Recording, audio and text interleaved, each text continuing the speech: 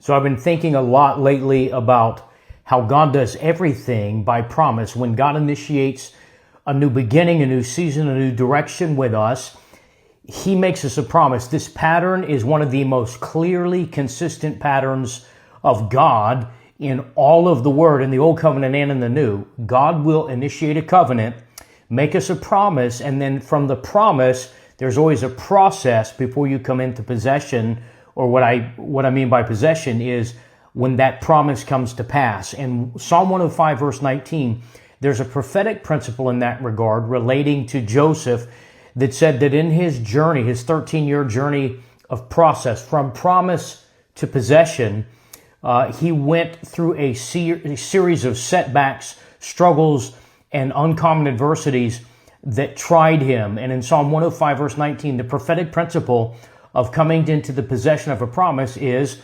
until the time that His word came to pass, the word of the Lord tried him. It proved him. In the proving, there is preparation. So process is the space between God making you a promise and you possessing it, or God bringing the promise to pass. So there's a dynamic dimension in the journey of faith and of destiny, and that is promise, process, possession. And so I want to address this thought today to those who are in the place where you've received a promise, but you've not yet come into the possession of it. It hadn't yet come to pass, so you're in the process. There are a lot of things that could be said about process, but in process, it's tough. I'm not going to try to qualify that. I've got one dominant thought, and that is this. When the Lord initiates a covenant with you by making you a promise, He is guaranteeing the outcome based upon the continuity of His character and who He is. You can trust the continuity of the character of the God who made you the promise. But one of the things that's important to understand when you're in the process, dealing with adversities, enduring setbacks, hostility, opposition, proving, preparation, testing, closed doors, deep wounds, deep disappointment, sometimes even profound rejection and isolation. It's preparing you to fully possess, to be ready to possess when God says that it's time to move you from process to possession. You're now going to possess the promise I made you. One of the things God does when He gives us the promise, He's not just saying a word to us, as important as that is, because God always creates through speech. New beginnings always begin with a conversation. God creates through conversations.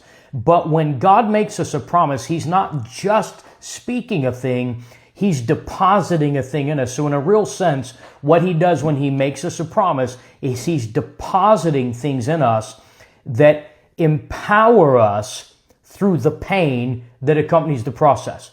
And this is really what I want to draw your attention today, is in regarding the dimension of how God's promise will pull you through the pain. One of the things that it does, the promise empowers you to see beyond the pain while you're still in the pain.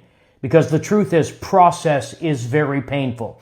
And the greater the promise, the more painful the process to come into it. So I want to encourage you today. If you find yourself somewhere between the promise and the possession, that means you're in process.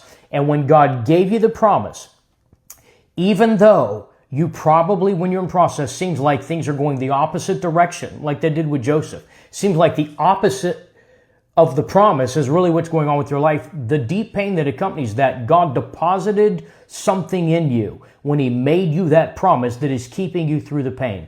So I pray for you today, and I speak life to you today, and I speak for the Spirit of God to give you prophetic perception to help you see beyond the pain. Because one thing God never does, He never abandons His people while we're in process.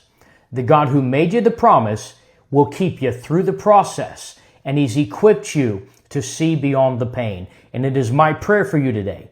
I decree over you today that you're going to begin by the Spirit of God, by hope and faith.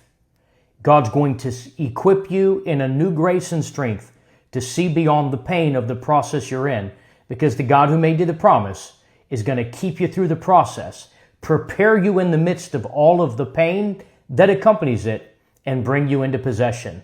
He will never abandon you in the process. You're going to get where He promised He would take you. You're going to see the outcome that He convinced you when He made you the promise that you would come into. Delay is not really delay, it's development. And the process and all of the pain that accompany it are going to give way to your time of possession. And when possession comes, God reverses the dynamics and the pain of the process. And what was harsh becomes sweet. What was lost is found. God will work through the losses of the process and all of the pain. He will redeem that pain, help you see beyond it, and then cause you to possess the very thing that the process has prepared you for. Be encouraged, be hopeful, build your faith. Don't be afraid to revisit the promise and to begin to rebuild your life. I'm telling you today, God's going to help you to begin to see beyond the pain.